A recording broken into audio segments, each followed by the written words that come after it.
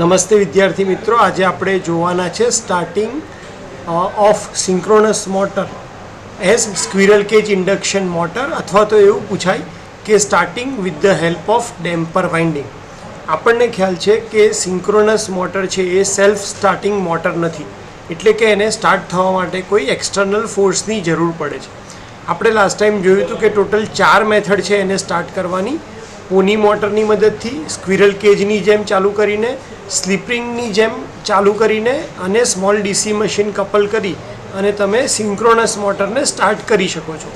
આજે આપણે એની બીજી method starting as a squirrel cage induction motor અથવા તો starting with the help of damper winding, બંને કેસમાં આપણો આન્સર સેમ જ આવશે.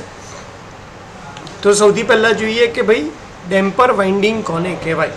તો ડેમ્પર વાઇન્ડિંગનું પ્લેસમેન્ટ ક્યાં હોય છે? તો ડેમ્પર વાઇન્ડિંગનું પ્લેસમેન્ટ સિંક્રોનસ મોટરની આ જે રોટરના તમને પોલ દેખાય છે, આ પોલની અંદર સ્લોટ પાડવામાં આવે છે અને આ સ્લોટમાં કોપરના બાર ઇન્સર્ટ કરી અને બંને એન્ડથી એને શોર્ટ સર્કિટ કરવામાં આવે છે. એને આપણે ડેમ્પર વાઇન્ડિંગ તરીકે ઓળખીએ છીએ. એટલે ડેમ્પર વાઇન્ડિંગની મદદથી આપણે શું કરીએ છીએ તો કે સિંક્રોનસ મોટરના રોટરને એઝ એ ઇન્ડક્શન મોટર આપણે ફેરવી શકીએ છીએ. સ્ટેપ બાય સ્ટેપ પ્રોસિજર જોઈએ તો શું થશે?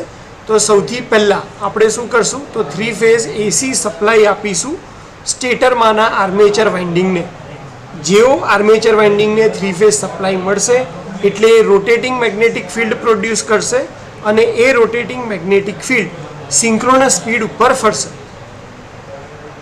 હવે રોટેટિંગ મેગ્નેટિક ફિલ્ડ પ્રેઝન્ટ છે અને ડેમ્પર વાઇન્ડિંગની અંદરના જે કંડક્ટર છે એ સ્ટેડી છે, એટલે સ્ટેડી કંડક્ટર રોટેટિંગ મેગ્નેટિક ફિલ્ડને કટ કરશે અને ડેમ્પર વાઇન્ડિંગની અંદર ઈએમએફ ઇન્ડ્યુસ થશે. આ ડેમ્પર વાઇન્ડિંગ જે છે એ એન્ડમાં શોર્ટ સર્કિટ કરેલા છે અને એટલા માટે આ ઈએમએફ ક્લોઝ સર્કિટમાં કરંટ પ્રોડ્યુસ કરશે. હવે રોટેટિંગ મેગ્નેટિક ફિલ્ડ અને કરંટ જે ડેમ્પર વાઇન્ડિંગમાં છે એના લીધે રોટર ઉપર ટોર્ક લાગુ પડશે અને આ ટોર્ક રોટરને રોટેટિંગ મેગ્નેટિક ફિલ્ડની ડાયરેક્શનમાં રોટેટ કરવાનું સ્ટાર્ટ કરશે.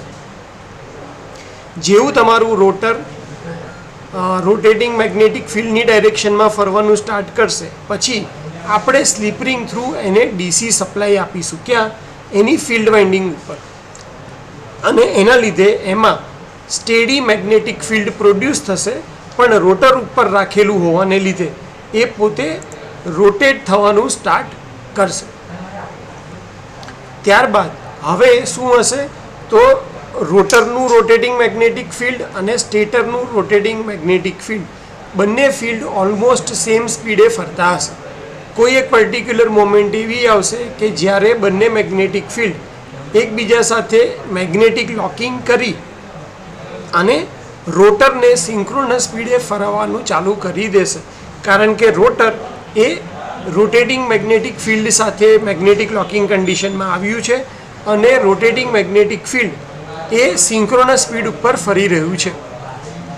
હવે રોટર પણ સિંક્રોનસ સ્પીડથી ફરી રહ્યું હોવાથી relative motion rotating magnetic field અને ડેમ્પર વાઇન્ડિંગ વચ્ચે 0 થઈ જશે, એટલે ડેમ્પર વાઇન્ડિંગનો જે ઈએમએફ છે એ પણ 0 થશે અને એના લીધે પ્રોડ્યુસ થતો ટોર્ક પણ 0 થઈ જશે. એટલે ડેમ્પર વાઇન્ડિંગે એક રીતે સ્ટાર્ટિંગમાં હેલ્પ કરવાનું કામ કર્યું. એક વખત રોટર સ્ટાર્ટ થઈ ગયું પછી ડેમ્પર વાઇન્ડિંગની કોઈ જરૂરિયાત રહેતી નથી.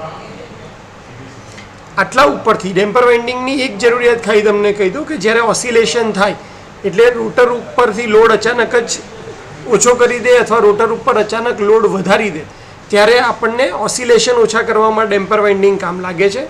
ડેમ્પર વાઇન્ડિંગના મેઇન 2 પર્પઝ છે. પહેલું સ્ટાર્ટિંગ ટોર્ક પ્રોવાઈડ કરવો અને બીજો જ્યારે આવું ઓસિલેશન થાય ત્યારે એને રોકવું, જેને આપણે હન્ટિંગ કહીએ છીએ. તો રેગ્યુલર કન્ડિશનની અંદર ડેમ્પર વાઇન્ડિંગ પછી કોઈ ઈએમએફ ઇન્ડ્યુસ કરતી નથી. તો આના ઉપરથી આપણે એટલું કન્ક્લુડ કરી શકીએ કે ડેમ્પર વાઇન્ડિંગ જે છે એ એક્ટિવ સ્ટેટમાં ક્યારે રહેશે?